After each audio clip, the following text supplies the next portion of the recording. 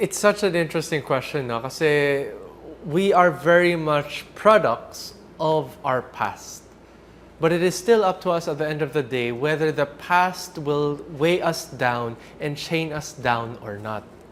So some of these things that we're seeing is very actually mainstream na po, no? Nakikita natin maraming mga tao ngayon na may mga issues, may mga hinanakit na tinatawag nilang childhood traumas or generational curses or yung mga yung madalas sinasabi nila na nakasanayan na or ito yung tinuturo sa amin dati na wala namang biblical basis, no? These things that we continue from the past generation, whether they are well-meaning or not, at times kind of shape the way we do things and the way we live our life today. But the important thing for us now, just like what Sister Marie was sharing, is that we choose to turn our eyes to Jesus. And once again, with Jesus, we can begin anew. Once again, with Jesus, what was wrong before can be made right. So, in your situation, maybe you are telling me, Brother Willie, you don't understand the family that I am with. I understand that because I also have the same background and I also ask the same question. But I remember my role and responsibility as a child of God is kinakailangan bawat isa po sa atin ay magiging daluyan ng pagpapala ng Panginoon sa ating mga pamilya, sa ating mga kamag-anak, sa ating angkan. Maybe God placed us there as the only one who knew Him in order to release the blessing of God. The best way is not to shun or leave or cut ties with your family. The best way is allow the love of God to transform them. You don't like your family? Change them. How? By allowing the love of God to transform them. Then they will be likable. Then you will have more things in common. Then you will realize your purpose and the family will begin to enjoy things that sounded impossible for you. You get to enjoy unity like never before. You get to enjoy each other's company. You get to enjoy love and care and support that sounded far out. But it is all possible when we are willing to present ourselves as part of the solution to the family problem. Remember, friends we can have and choose and replace. Family we cannot. That's a gift from God, whether we like it or not. Either we dispose of it or we open our eyes and said, Lord, allow me to look at it the way you look at it. And may I find treasure within my own imperfect family. That way, you will realize, indeed, every good and perfect gift comes from God. So let us remember, we have a role. Many times we resent our family because we said, my father is not doing his job, my brothers are not doing their jobs. The question now is, what about you? Are you doing your job? Are you allowing the love of God to flow through you? Are you allowing God to use you to lift up your family living condition? Be a blessing. Be a channel of blessing. And you will see wonderful things happening. Things that you never thought possible will become a reality. I know what I'm talking because that happened to me. My solution was not in changing other people. My solution is making myself available. And Lord, use me to add value. Use me to bring out the best. Use me for your love to flow through them. And you know what? I love my family now. I love them. Not because of what they did to me, but because I allow the love of God to flow through them. each of you, you have complaints about your family, think, what can you do about that? What does the Lord want to do through you to your family? And when you start thinking that way and making yourself available, your prayer shall be answered. Not in the way you expected, but God is an expert in surprising you. I wanted to continue, no? Because I'm very close now to my cousins, and I really love my aunties and my uncles. But you know, that particular event in my life could lead to a different result, because I could have resent them. But praise God, meron akong pagmamahal sa kanila. Dinadalo ko sila sa Amerika, dinadalo ko yung mga nasa Ilocos. I try to introduce myself. Ako po yung anak ni Florentino Almeida. Nakatira po ako ngayon sa Cebu. Pwede niyo po akong dalawin doon. You know, everything is perfect because I believe that the result of the future, ang sabi nga po kanina ni Diyos, is into the bigger generation. So I want to pound in more also of the roles of our families today so that we can avoid disruption. Pastor, can you help us on this? What do you want me to do? What do you want me to do? Ano po ba ang mga roles ng mga families today so that we can continue the linkage of the past and the future? You know, I believe that for every clan, there is a plan. God has ordained a destiny for its family line. And it depends if each generation is faithful to carry it, to bring it and pass it on to the next generation, just like in a relay run. You know, you pass on the baton. Remember, one of the names of God is He's the God of Abraham, Isaac, and Jacob. He's not just a one-generational God, He's a trans-generational God, from one generation to the other. If Isaac would cut off his relationship with Abraham, that may have been disrupted. If Isaac would cut off his relationship from his father, if Jacob would cut off his relationship from his father Isaac, then the promise given to Abraham concerning his descendants may have been disrupted. And yet, each generation did its part and was able to convey and pass on the grace, the call, and the promise of God to them, to the next generation, until it is fulfilled. Remember, when God called Abraham, He said, I'll make you the father of generation. Abraham died without seeing that fulfilled. In fact, when Isaac died, he only had two sons, Esau and Jacob. What happened to the promise of God to Abraham, his father? And when Jacob died, he did not have many people. He only had 12 sons. Actually, two of them were his grandsons, borrowed from Joseph. So it took more than 400 years for the promise of God to Abraham to be fulfilled. Sometimes we thought that if God promised me, it should be fulfilled in my generation. But the promises of God are so vast, so big, it will take several generations to come to pass. And therefore, when we understand that, we appreciate the role of every family, the role of every generation. We have an obligation from the past to pass on to the future. We are the present generation.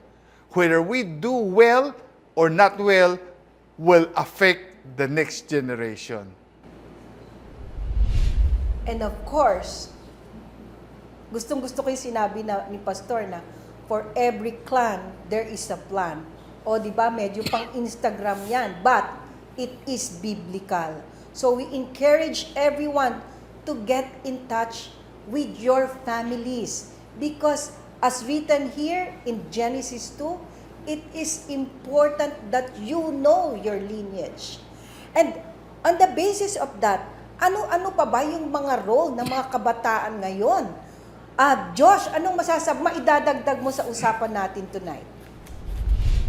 Yes, thank you very much. It's so wonderful no, na how timely this topic is kasi what we're seeing now in the world is a mix of different responses. We're seeing yung mga kabataan ngayon who are trying to throw out of the window everything that they were being taught. Throw outside of the window and leave outside all the traditions, all the things na tinuturo sa kanila from the previous generation. And you know, this kind of attitude isn't something new naman. For ever since naman, the youth, kids would always think they know better. Or they would always think na yung alam ko ngayon, mas updated, mas recent. So yung mga tinuturo niya na sa akin, medyo obsolete, laos na po sila. But with reality and with every generation, we see that that is not the case. What we see is that the role of the youth or the next generation is that we would be able to receive what the previous generation has taught us. Now, granted, na hindi naman lahat palaging tama or hindi naman lahat palaging biblical, and that is why our ultimate goal is to check everything against the Bible. That requires us to also know the Bible for ourselves. Hindi lang po to something from our parents, but we need to know the Bible for ourselves. God, who is a God of multi-generation, is also the God who is personal. And one thing my dad would always teach us growing up is that God doesn't have any grandchildren. He only has children. We cannot rely on the faith, on the accomplishments, on the achievements of those who have gone before us. There is an aspect of yung pananampalataya natin wherein we need to experience God for ourselves. And that is something only the next generation can do. So our hope and prayer is that even for the next generation, there is that openness, that humility, that yes, we will receive what you teach us, and then we will apply everything that is from the Bible, that we want to experience the goodness of God for ourselves. And as we wrap up this series, you know, I can honestly say, I am very thankful of my family. I'm very thankful of my lineage. Kayo po, ano po ang natutunan nyo in the last 7 episodes in our family series? I hope that you get in touch with your lineage, with your kamag-anaks, pray for them, get in touch with them, and evaluate your role in your family.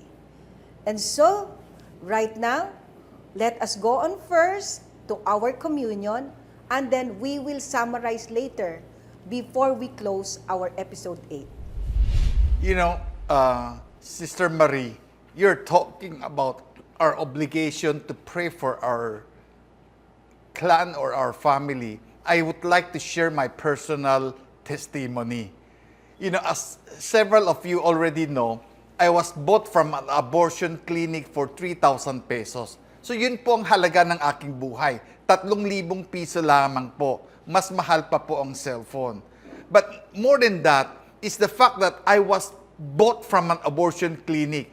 My biological mother was about to abort me 15 to 20 minutes later when this couple came in and was asking, you know, we would like to adopt a baby. And they agreed at the amount set, and after placing the down payment, they promised to adopt the baby when the baby comes out, whether male or female, healthy or not, tatlong mata o isang mata, whatever. They promised, they gave the assurance, they gave the commitment. And that's how my life was preserved. But then, the family, the couple that adopted me, was not a Christian family. As a matter of fact, it was so rare, it was so weird, because my mother was a devout Buddhist. So, at the young age, I was exposed to different religion, and I was forced to go to the temple and worship with them. on my father's side, all the women in their line were kung hindi spiritista, mangkukulam, o followers of other, different spirits, no? And all the male in my adoptive father's line, for the last kung hindi babaero, sugarol, lasenggo, or all rolled into one. In fact, my adoptive grandfather, ang negosyo po niya ay gambling din. And so there was, in fact, not only that, for 187 years, this is not coincidence, and I don't want this to be part of Guinness Book of Record. For 187 years, all the male in my father's line, my father, my uncles, my grandfather, and all the grand-uncles, they all die on the same day. Of different years, of course. But it lasted for 187 years. So, obviously, something is happening. Somebody must have made a pact with demon so that on that day, the male of the family died. And so, I was born into that environment. And when I became a Christian, whoa, they wanted to hurt me. They felt that I have betrayed the family tradition. Why? Alam po nila, adopted lang po ako.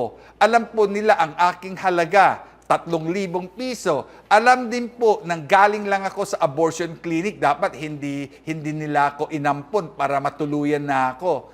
And yet, so they never really accepted me. They tolerated me because of the respect for my adoptive parents. But when I became a Christian, boy, they reacted because, taksil ka. Why did you turn your back on our family religion? There's no Christians there.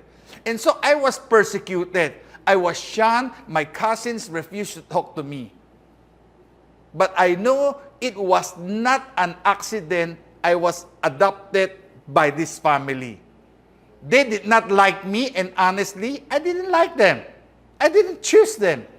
But I realized that if God was the one who spared my life, God was the one who chose which family He would use to adopt me.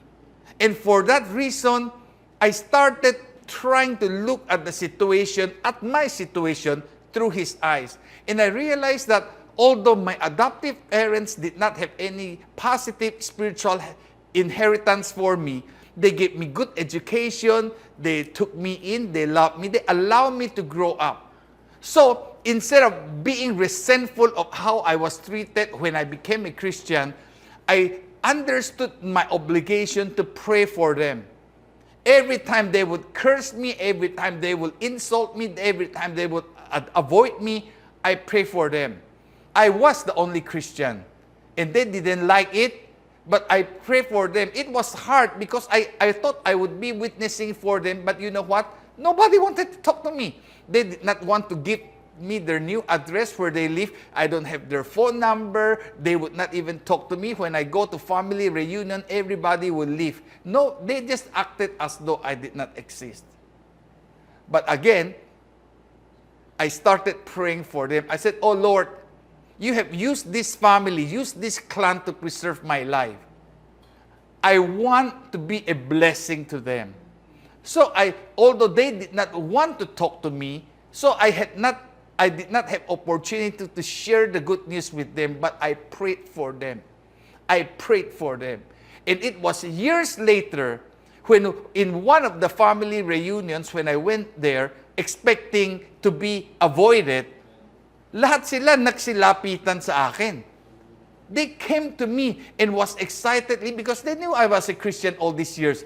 And they one by one tell me, do you know I'm now a Christian? Do you know that I'm also a Christian? Do you know that we accepted the Lord already? And I was surprised. And one of them got saved in Shanghai. The other got saved in Taiwan. Other moved to Singapore and somebody shared with them. Few of them relocated to Australia and then became a Christian there. So I was so surprised. A highly closed Buddhist family, Buddhist clan, suddenly are worshiping God. And as I was thanking God, I was reminded, son, you may not share the gospel with them, but because of your prayer for them, I am reaching out. And they are safe because of your prayer. So my friends, I don't care how toxic is your family situation. Do not hate them. Pray for them. The family is God's gift to you. There is a reason, a very good reason why you were born in that family. Remember, you don't get to choose your family. He chose the family for you. And James tells us that every good and perfect gift comes from God. Start looking at your family with all its dysfunctionalities as a gift from God. And you will begin to see and appreciate the treasures hidden within. You will begin to appreciate the reason.